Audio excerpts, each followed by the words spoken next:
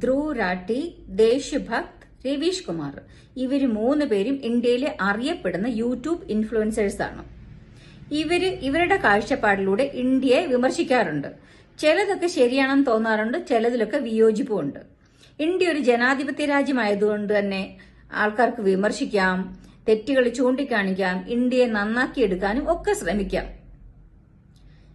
ഈ ഒരു അവസരത്തില് ഈ ഒരു യുദ്ധസമാനമായ ഒരു അവസരം ഇന്ത്യയിലുള്ളപ്പം ഈ വിമർശനങ്ങളൊക്കെ ഒരു സൈഡിലേക്ക് മാറ്റിവെച്ചിട്ട് ദേശഭക്തും രവീഷ് കുമാറും നമ്മുടെ സ്വന്തം രാജ്യത്തോടൊപ്പം നിൽക്കുന്ന ഒരു കാഴ്ചയാണ്, രാഷ്ട്രസ്നേഹികളായിട്ട് നിൽക്കുന്ന ഒരു കാഴ്ചയാണ് നമുക്ക് അവരുടെ ചാനലിൽ കാണാൻ പറ്റുന്നത്. എന്നാൽ ധ്രുവ് രാഠി എവിടെ? അദ്ദേഹം ഈ വിമർശനങ്ങളെല്ലാം നടത്തിയത് ഇന്ത്യയെ രക്ഷിക്കാനായിരുന്നെങ്കിൽ, നന്നാക്കാനായിരുന്നെങ്കിൽ ഇന്നലെ ഇന്നും ഒക്കെ ആയിട്ട് അദ്ദേഹത്തെ കാണത്തില്ലായിരുന്നു നമ്മള്. ഇനി വേറെന്തെങ്കിലും ഉദ്ദേശത്തോടെയാണ് അദ്ദേഹം ഈ വിമർശനങ്ങളെല്ലാം നടത്തിയതെങ്കിൽ അതും വരും കാലങ്ങളിൽ തെളിയും.